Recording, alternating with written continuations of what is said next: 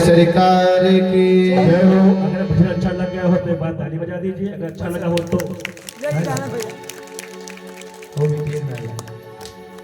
अब सबका मार। देखिए, कथा करने गए थे तो कहना नहीं चाहिए, पर उस गांव में लोग तो बहुत भारी संख्या में आते, इतने लोग आते थे कि मतलब वहां रोड तक बैठे। बड़ी कथा थी, भारी लोग आते थे, पर एक लोग का भी मुखारबिंद ऊपर नहीं उठता था। आते ही जैसे बैठे, चाहे माताएं हो चाहे जो हो पुरुष हो, सब बैठते ही बस ऐसे सिर झुका लेते थे और झुकाए पूरी कथा। रात्रि को 12 बजे अगर हम सोचते थे कि लाओ 10 बजे बंद कर दें, ठीक ना, तो कहते पंडित जी थोड़ी देर और कहो, थोड़ी देर और कहो।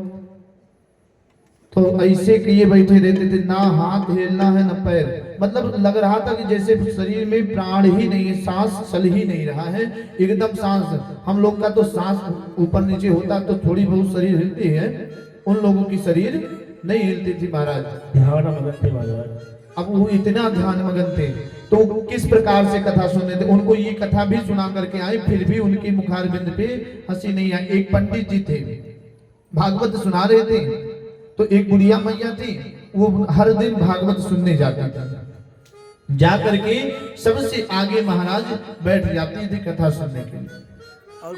बहुत प्रेम भाव से कथा सुने मैया, और जितने पंडित जी संकारते जावे उतनी बार मैया ऐसे ऐसे ऐसे ऐसे सिर को हिलाते जाते थे। तो पंडित जी सोचते थे, उनके मन में विचार हुआ कि लग रहा है मैया को बहुत ही प्रेम है, ये इनको भागवत में रुचि बहुत है ना, ये प्रेम भाव से कथा को श्रवण कर रही है। इस वजह से पंडित जी उनकी तरफ ही देख करके, पहले तो माइक वाइक चलता नहीं था पुराने जमाना में, वैसे पंडित जी आकर के बैठते थे, तो उनको मैया को बहुत ही समझाते थे, चाहे कोई समझे या न समझे, पीछे बात करते थे, लेकिन उन मैया को अच्छे से एक एक शब्द महाराज समझाते चले जाते थे। 7 दिन बीता, साप्ताहिक हवन हुआ।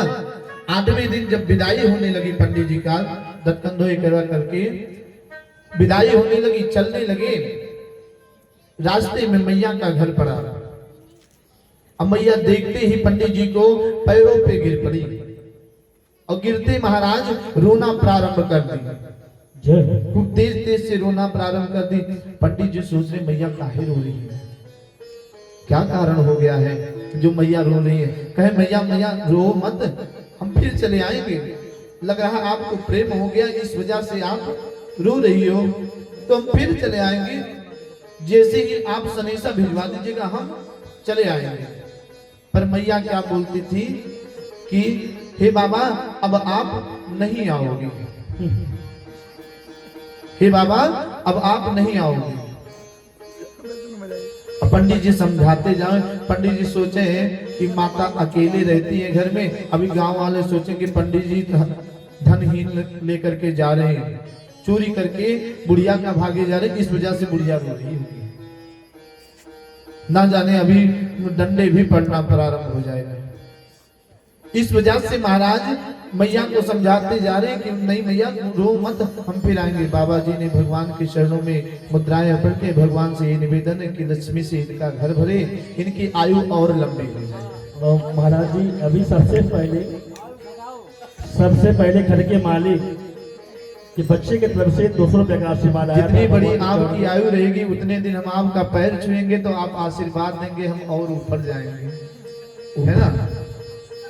तो हम काहे के लिए कहें, हम तो चाहते कि हमारे भक्त लोग की आयु बढ़ती रहे। सबसे पहले तो उस बच्चे को आशीर्वाद, आप तो हमसे बड़े हैं तो बड़ों का आशीर्वाद तो प्रदान होना चाहिए। तो बच्चे की तरफ से 200 रुपए का आशीर्वाद भगवान की चरणों में आया।